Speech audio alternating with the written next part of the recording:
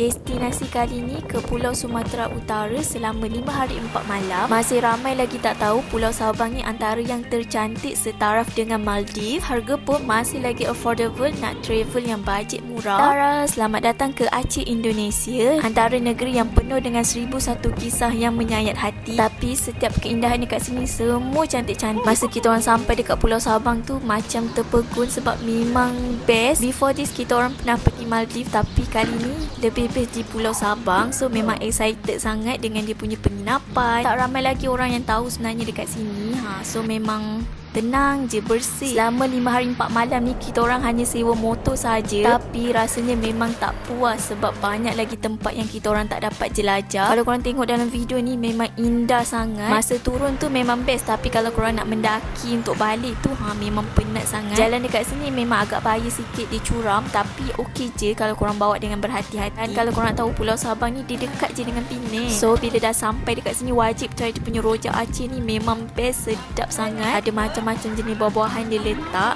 Harga dia pun murah-murah juga. Ada lagi tempat yang excited sebenarnya kita orang nak pergi, dia punya air terjun Pria Laut.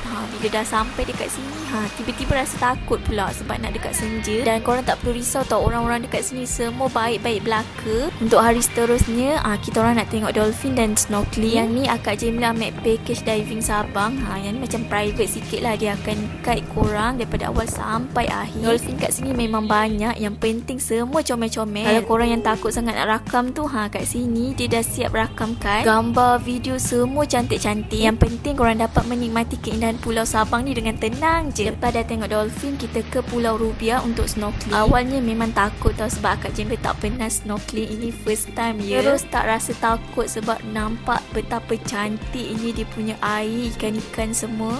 Untuk makan kita orang try dia punya mi Aceh. Yang ni wajib try tau kalau datang dekat sini. Satu Akak Jemla nak share satu penginapan yang best dekat Pulau Sabang ni, korang kena try dekat Freddy Santai Sumur 3 ni. Akak Jemla ambil bilik yang private, apartment. Harga dia dalam 120 something include tax. Memang murah sebab dapat view pantai. Lagi tempat yang best bergambar, korang pergi je dekat Anoi Hitam dekat Benting. Tak tahu nak describe macam mana lagi cantiknya pulau ni. Untuk malam terakhir kita orang makan lobster. Yang ni fresh-fresh tau, baru je naik atas laut. Lobster dekat sini serius murah gila. Korang rasa berapa agak-agak harga dia? Harga dia tak sampai RM100 untuk 4 ekor lobster yang besar macam ni. Lobster tu Akak Jemla direct beli dekat nelayan tau. Okey, berbalik dengan sejarah Aceh yang tak dapat lupakan. Terjadinya tsunami Aceh pada 2004. Terlampau banyak sejarah dan kisah yang tak dapat diungkap. Sedih sangat. Terima kasih untuk Pak Kecil yang baik hati bawa kita orang jalan-jalan ke Bandar Aceh. Sebab kita orang hire Pak Kecil ni untuk jadi supir, bawa kami daripada pagi sampai kita orang nak balik ke airport. Selama 5 hari 4 malam kita orang dekat Aceh ni